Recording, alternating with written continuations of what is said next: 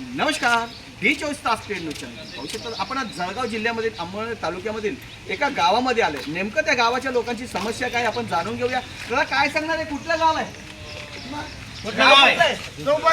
चौबारी गावामध्ये आलोय. आपल्यासोबत काही सामाजिक कार्यकर्ते आहेत. या गावामध्ये मोठ्या प्रमाणामध्ये भ्रष्टाचार झाला असा देखील आरोप या ठिकाणच्या गावकऱ्यांनी केलाय.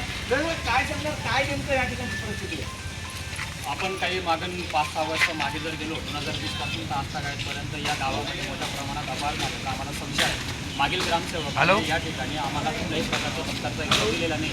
गावकऱ्यांनी पाचपट्टी गणपतीच्या नावाने जो महसूल गोळा केलेला आहे त्या कराचा हिशोबही या ठिकाणी पावत्या पुस्तकामध्ये अवेलेबल नाही.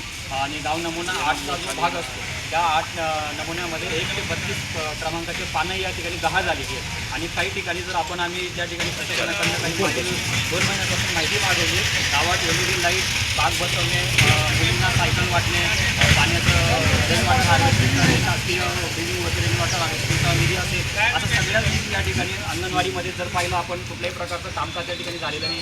या ठिकाणी बिल काढण्याचा प्रयत्न त्या ठिकाणी झालेला आहे. आपण CCTV कॅमेरे गावात जर पाहिले तर कुठल्याही चौकात CCTV कॅमेरे नसून त्या CCTV कॅमेऱ्याचं बिल काढण्याचा प्रकारसुद्धा या ठिकाणी प्रशासनाने केलेला आहे. तुम्ही बघू शकता मोठ्या प्रमाणामध्ये भ्रष्टाचार झाल्याचं असं म्हणणं होतं. ज्या यांनी ज्या मागण्या केल्या नवीन ग्रामसेवक काय सांगणार यांनी केलेलं त्यावर एक समिती नियुक्त करण्यात आलेली होती.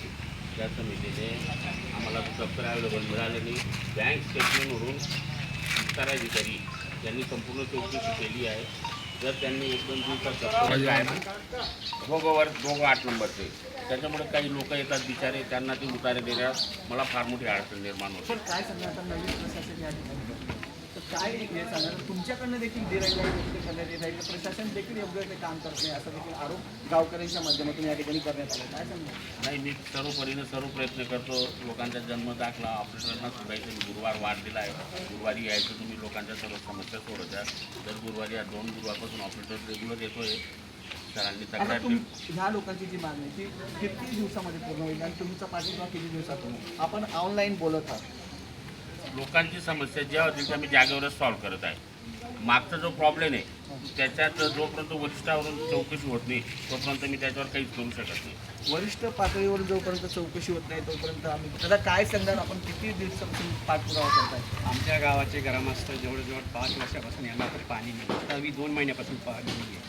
पाण्यावर 2022 1 एप्रिल 2022 तर आता 26पर्यंत फेब्रुवारीपर्यंत 29,47,000 खर्च झालेला आहे.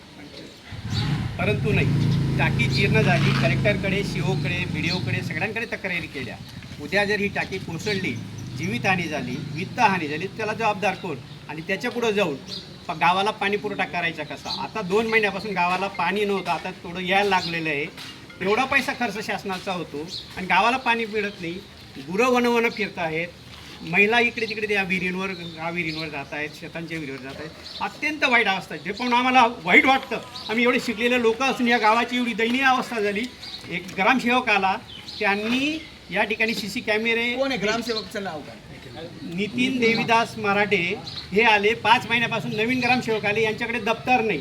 5 महिन्यापासून दप्तर का देत नाही? BDO साहेबांनी त्यांच्यावर कारवाई काय केली नाही 5 महिन्यामध्ये? आता सगळी त्यांचे कार्याचे गोरं करून देतील आणि मग दप्तर देतील. मग त्याला उपयोग काय? 5 महिन्यापर्यंत ते गोरं करून देतील. तुम्ही बघू शकता जळगाव जिल्हा हा अनेक तालुक्यांचा आहे आणि मोठा जिल्हा आहे. या ठिकाणी आणि नाही काय सांगणार आपण शाळेत जर तुम्हाला न्याय नाही मिळाला तर तुमची भूमिका काय असेल? पुढे जाऊन जर आपण खोलीवर गेला तर जवळजवळ 1 कोटी रुपयाचा अपहार या गावामध्ये झालेला आहे. आम्ही आता प्रशासनाला निवेदन देऊ की आम्हाला 15 दिवसाच्या आत जर न्याय नाही मिळाला तर 15 दिवसानंतर 16व्या दिवशी आम्ही ग्रामपंचायतला टाळे लावू आणि संपूर्ण गावाला घेऊन आम्ही आमच्या गावातून हायवे जातो. हा हायवे रस्ता आम्ही बंद करू. मोठ्या प्रमाणात आम्ही आंदोलनं करू, उपोषणं करू आणि त्यानंतर जर कायदा सुव्यवस्थेचा प्रश्न निर्माण झाला तर त्याला सर्वस्व जबाबदार हे जिल्हा प्रशासन आणि ग्रामपंचायत प्रशासन आहे. तुम्ही बघू शकता जळगाव जिल्ह्यामधील हा प्रश्न ऐरणीवर आला आहे आणि चौबारी ह्या गावामध्ये मोठ्या प्रमाणामध्ये कोट्यावधीचा भ्रष्टाचार झाले. येणाऱ्या काळामध्ये जर आमचे काम झाले नाही तर तीव्र स्वरूपाचे आंदोलन व रस्ता रोको हे करण्याची यांची या ठिकाणी भूमिका. कॅमेरामॅन निलेश डोले सजानी पवार D24 जय हिंद, जय महाराष्ट्र.